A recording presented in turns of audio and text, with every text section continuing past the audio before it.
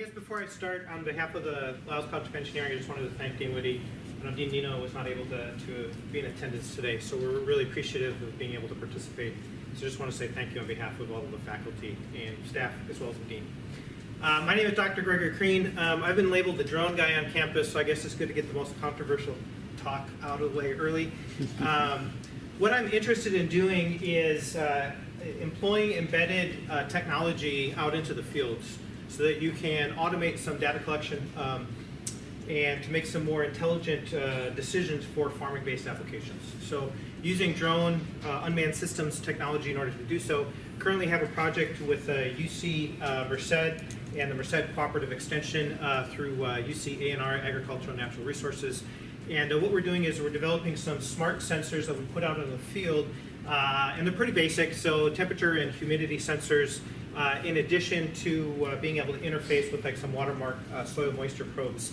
And we pull information in from those sensors into a microcontroller and store those locally onto an SD card.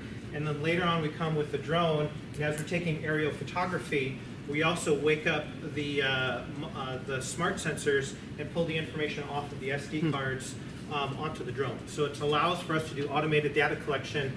Everything is GPS tagged, and then you can compare that with the aerial imagery. So you're trying to do both ground truthing as well as your referencing with your imaging up top. So we've developed some rapid prototyping tools within the college over the years. This is all student-led, so we're able to actually manufacture well-designed CAD-up professional PCB-based circuitry, and that is the basis basically for our motherboard for our smart sensor. And this here is the actually integrated system. This is just the first lab prototype, and then actually showing the interface with the watermark sensor with the soil moisture probes. Basically we have now taken this and further compacted it, miniaturized it, and are getting ready to deploy. We've got about 20 to 30 of those sensors, getting ready to deploy them out into some fields and to take some data long term with them. So we can, these columns should all be aligned, but this is just some data that was logged with some of those sensors. We can date stamp, GPS stamp that data, and choose and update when we want to actually collect the data for temperature, humidity, soil moisture, so on and so forth. And that allows us then to produce, extract the information, and we can just run it through some quick automated scripts and get the data more or less in real time. Okay, so we're showing good agreement with soil, the watermark sensors. Their temperature only has resolutions of about 1 degree, but our temperature sensors are tracking very well with the temperature trends that we're seeing out in the fields as well, and can do a long-term. We've done about about 2 weeks worth of data for all of this information at this point. And we did a large field test up near Los Banos in June for about 100 different farmers. So what we want to do then is put like a smaller type of a motherboard also on some drones, and then be able to talk, like I said, dynamically to the actual ground sensors on the ground.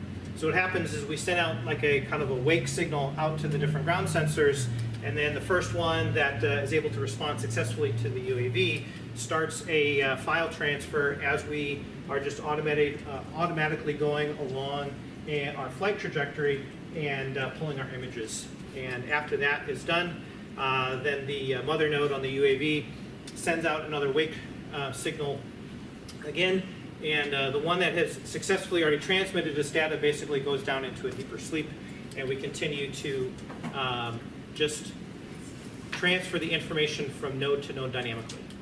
Okay, and it's kind of a self-organizing system, so it's not like you have to sit there and probe each one individually. So it just all kind of dynamically does it and self-organizes in terms of the communication protocol that we're using.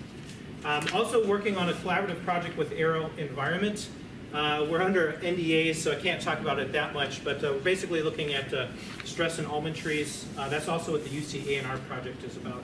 And using aerial photography, multispectral imagery in order to do so. So we've got some almond trees that are under stress right now in terms of 15 or 40% of water reduction, and trying to take a look at whether or not we can detect that stress before it visibly shows up onto the tree.